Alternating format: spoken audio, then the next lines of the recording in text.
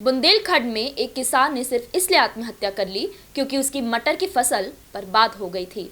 उसे कोई राह नहीं सूझी होगी क्योंकि साहूकारों से लाखों का उधार ले चुका था और सरकारों से तो बिल्कुल उम्मीद ही नहीं है। वो किसान उम्मीदें पाल सकता था अगर नियमित रूप से टीवी चैनल देखता होता तो, जिन पर दिन रात चलाए जाते हैं सरकारों के विज्ञापन और बताया जाता है कि आय हो रही है दुगनी, मिल रही है तमाम सरकारी सुविधाएं और आपात स्थिति में दिए जाएंगे जरूरी फंड। मुख्यमंत्री और मंत्रियों के वादों और दावों पर यकीन ना भी होता तो उसे यकीन हो जाता एंकर रिपोर्टर की बड़ी बड़ी बातों पर, पत्रकारों का चोला ओढ़े हुए इन सरकारी एजेंट्स पर। हालांकि समाचारों यानी विज्ञापनों पर भरोसा करके भी वो कुछ ज्यादा लंबे समय तक के लिए अपनी मौत को नहीं टाल सकता था, क्योंकि कुछ महीने कुछ बरस सरकारी विज्ञापनों पर यकीन करता, फिर बेचैन होकर वो लगाने लगता तमाम दफ्तरों के चक्कर। सब जगह से धिक्कारे फटकारे जाने के बाद अंदर ही अंदर जगती विरोध प्रदर्शन की चिंगारी और वो भी आकर किसी किसान आंदोलन में शामिल हो जाता। यहाँ भी झेलता लाठियां और गोलियां, सरकारी लोगों की गालियां, दरबारी लोगों की गालियां। लड़ता कुछ महीनों तक सड़कों पर इस व्यवस्था से, मगर जीतने की गारंटी तो यहाँ भी नहीं थी। दम तोड़ता तो उसका भी नाम चढ़ जाता उन 250 से ज्यादा किसानों के बीच जो अपने हक अधिकारों को मांगते हुए शहीद हो गए हैं। कुछ हरियाणा दिल्ली के सिंघू बॉर्डर पर तो कुछ यूपी दिल्ली के गाजीपुर बॉर्डर पर। हालांकि हम आज सिर्फ उन किसानों पर नहीं बात करेंगे जिन्होंने थक हार कर आत्महत्या कर ली है।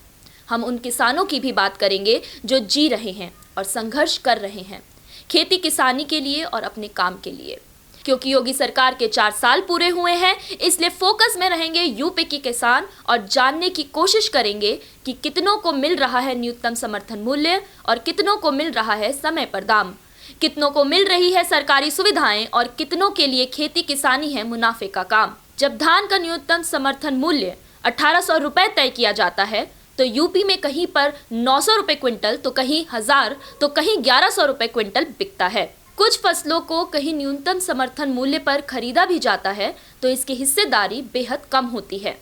यही हाल यूपी सरकार के प्राइस सपोर्ट स्कीम का भी है, जिसके तहत अपने टारगेट का सिर्फ 11.38% खरीद हुई है। फसल की खरीद का यह आंकड़ा एक आरटीआई के जरिए सामने आया है, जहां पंजाब में 86%, हरियाणा में 78% और तेलंगाना में 97% खरीफ की फसल एमएसपी पर खरीदी जाती है। वहीं यूपी में 20% फसल भी एमएसपी पर नहीं खरीदी जाती।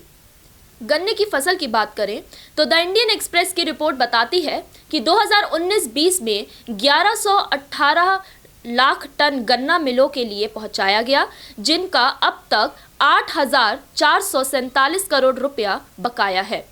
नियम के मुताबिक 14 दिन में भुगतान हो जाना चाहिए। रही बात गन्ने के न्यूनतम समर्थन मूल्य की, तो ये 3 साल से बढ़ाया भी नहीं गया है।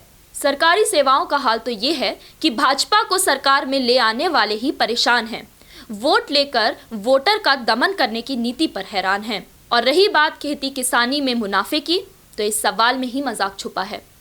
यहाँ तो सिर्फ ये देखा जाता है कि घाटा कितना कम हुआ है और उन्हें कितना साहूकार ने लूटा है और कितना बाजार ने लूटा है।